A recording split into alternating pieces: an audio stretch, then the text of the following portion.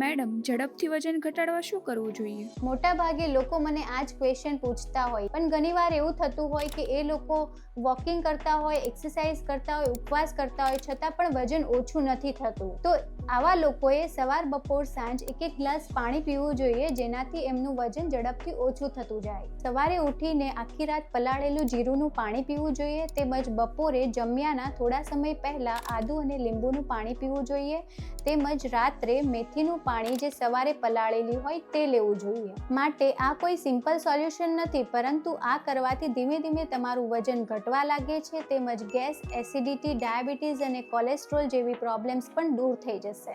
જો તમે 1 થી 1.5 મહિનો કન્ટિન્યુઅસ આ ડિસિપ્લિનથી ફોલો કરશો તો પરમેનન્ટલી તમારું વેઇટ લોસ થશે. જેને પણ પેટની ચરબી ઓછી કરવી છે તેને અત્યારે જ આ વિડીયો શેર કરી દો અને આવી જ યુઝફુલ ઇન્ફોર્મેશન માટે અમારા પેજને ફોલો કરવાનું ના ભૂલતા.